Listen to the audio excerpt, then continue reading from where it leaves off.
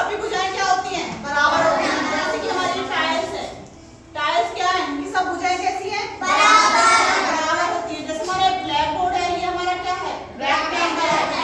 तो आपकी क्लास में मेनली स्क्वायर, रेक्टेंगल और ट्रायंगल यही आते हैं। ट्रायंगल में 3 शेप्स होती हैं। अब इसकी ये क्या हो गई? इसकी साइड्स हो गई, यहाँ पे लेंथ हो गई, यहाँ पे ब्रेथ हो गई, ठीक है।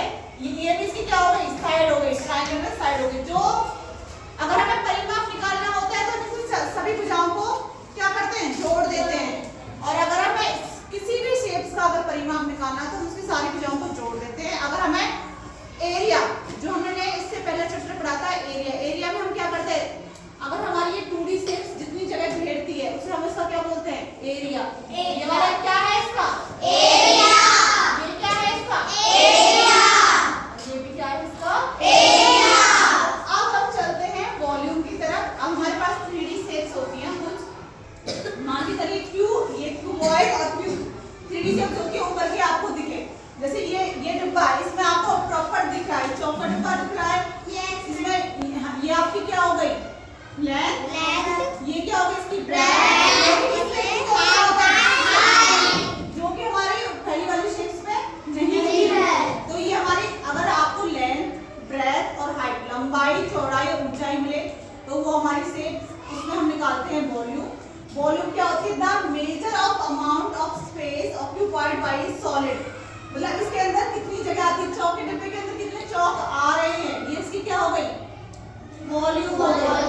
पहले हमने जब हम एरिया दिखाते तो एरिया हम दिखाते कितनी जगह इसमें घेरी है जगह में, वो उसका एरिया। लेकिन वॉल्यूम के अंदर सॉलिड जो आपका सामान आ रहा है उसको हम क्या बोलते हैं? उसका वॉल्यूम। तो हमारी ये शेप्स, इसमें हम वैसे तो बहुत सारे शेप्स हैं, क्यूबॉइड और क्यूब। आज हम सिर्फ 2 शेप्स के बारे में पढ़ेंगे, क्यूबॉइड और क्यूब। इसको हम बोलते हैं हिंदी में घनाभ और इसको हम बोलते हैं घन। क्यूबॉइड जो शेप्स होती है उसमें आपको चौड़ाई, ब्रेथ दी होती है, लेंथ दी होती है और हाइट दी होती है। जैसे कि आपका चौक का डिब्बा है ना, चौक का जो आपका डिब्बा था ये क्या था? चौक बॉक्स क्या था आपका? एक क्यूबॉइड है। मैच बॉक्स क्या है आपका? मैच बॉक्स क्या होती है? मैचिस की डिब्बी। उसमें आपकी लंबाई, चौड़ाई और ऊंचाई दी होती है।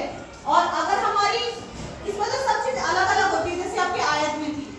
अब इसमें क्या हो गया? आपकी तीनों लंबाई भी बराबर है, चौड़ाई भी बराबर है और ऊंचाई भी बराबर है। इसको हम बोलते हैं क्यूब।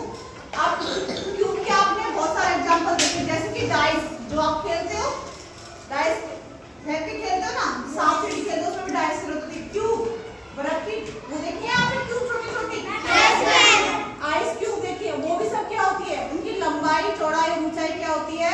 बराबर है। अब इन दोनों का क्या है फॉर्मूला? क्यूबॉइड का वॉल्यूम, वॉल्यूम के लिए क्यूबॉइड का फॉर्मूला क्या होता है? फॉर्मूला फॉर क्यूबॉइड, घनाभ के लिए 2 ही चीज आपको बताई जाएगी। इसमें होगी, सिर्फ कुछ नहीं करना है, लंबाई गुना चौड़ाई गुना ऊंचाई, लेंथ गुना ब्रेथ गुना एच। अब इसमें बस एक चीज ध्यान रखनी है आपको, जैसे आप स्क्वायर निकालते थे तो आप स्क्वायर लिखते थे इस तरह से, स्क्वायर मीटर। आप इसमें क्या लिखोगे? Cubic metre. मीटर, सेंटीमीटर, या हम लिख सकते हैं पावर लगाई और मीटर, सेंटीमीटर, जो भी आपकी गुनाई है उसमें, ठीक है। अब क्यूब के लिए क्या फॉर्मूला होगा? जब सारी भुजाएं बराबर है तो ए गुना ए, साइड गुना साइड।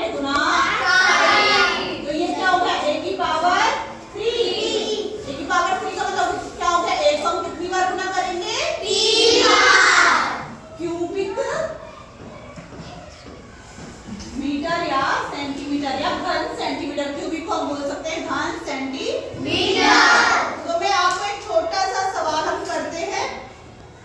मान के चलिए इसमें हमारी लेंथ